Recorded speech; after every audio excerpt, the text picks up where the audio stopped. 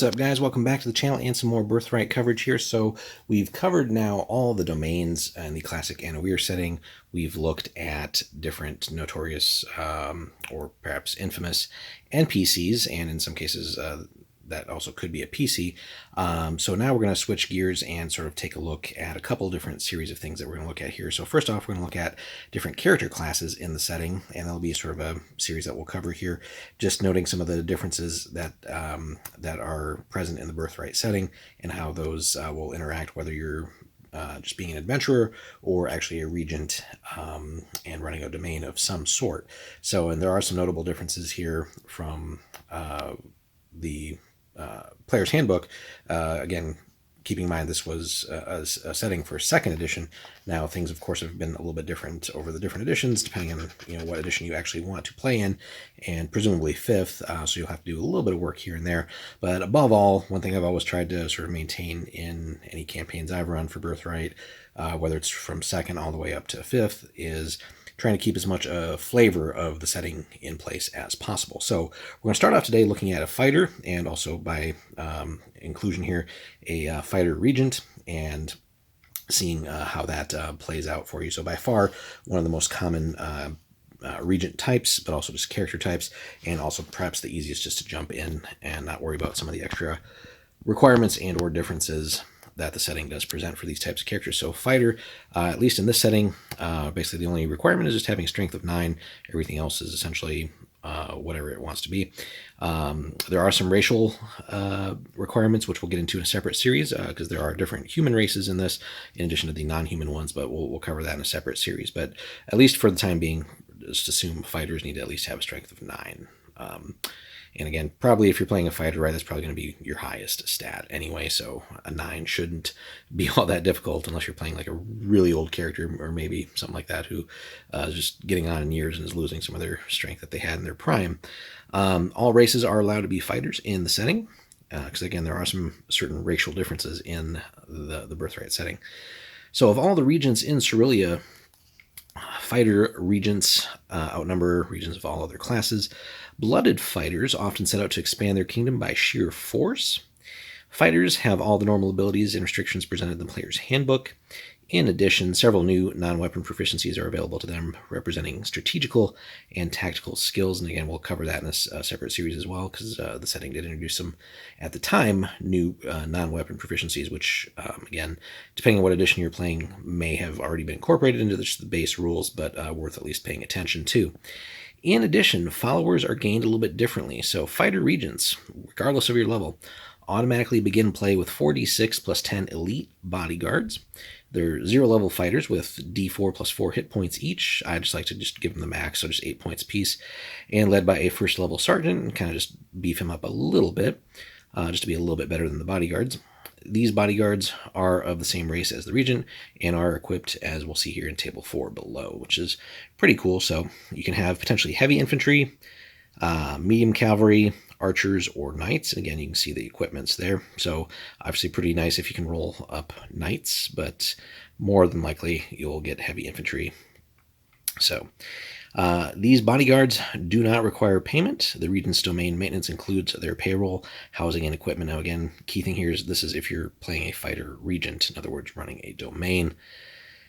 So, and then they will accompany the regent anywhere. However, these troops are counted in the division of experience points, so the regent must decide whether their assistance is worth the relatively small return in experience points.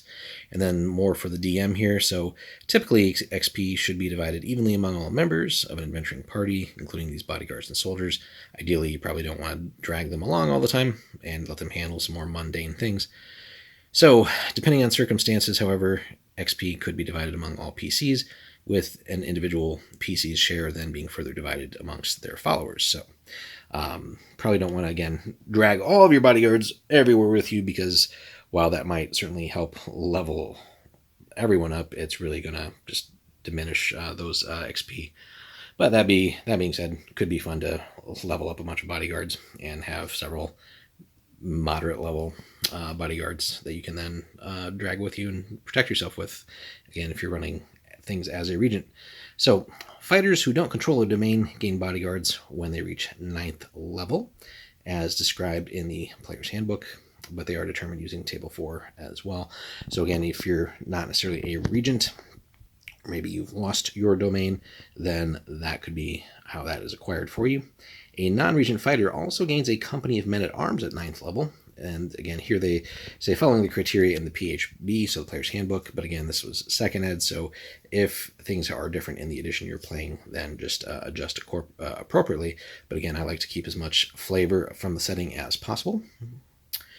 Regents have a kingdom, so they don't need more followers. So if you're a non-regent fighter, you'd be working on these non-regent men-at-arms down below.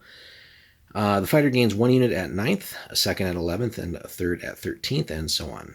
These are mercenaries and soldiers in search of a warlord to serve, and one of the fun campaign can always be starting out as an unblooded fighter or character of some sort, and then sort of gaining your adventuring experience and levels and increasing fame, and then possibly at some point acquiring a little bit of a bloodline, and then there perhaps an end goal is to acquire some sort of a domain for yourself, or taking over a monsters or some other territory that isn't already kind of a current country. Maybe like forging a nation or a domain out of something like a part of the 5 Peaks or something like that could be a worthy goal too. So again, these guys are selected in table 5 below and are standard units as described in part 2 of this book here. And they're 80% likely to be of the same race or human subrace as the character. So here we have a little bit more variety than the Regent Bodyguards table. So we got archers, cav, infantry, irregulars, pikes, scouts, and if you're very lucky and just happen to roll that 100, you get elite infantry here as well. So that basically covers the fighters. So again, lots of possibilities here, depending on not just your actual race, but maybe human subrace that you're playing. Is this going to take place in Anuir or Brecht realms, Rurik, Kanasi, the Voss realms? So there's just so many different ways you can go with this, but easy way to jump into the setting just because there are so many regents that are fighters. Think of like Borrowing, Avenel, and Gore come to mind. So all great examples there of sort of more militaristic nations that are led by moderate to very high level fighters. So, and those can be a good example or guideline for characters wishing to either be fighter regents or, again, just adventuring in the setting and then gradually rising to fame and prominence one way or another. So let us know what you think, guys. Have you, taken out a fighter in Birthright, and what kind of campaign did you run with it? How has that fared for you? In what ways did you incorporate your bodyguards or men-at-arms, depending on which way you've gone with that?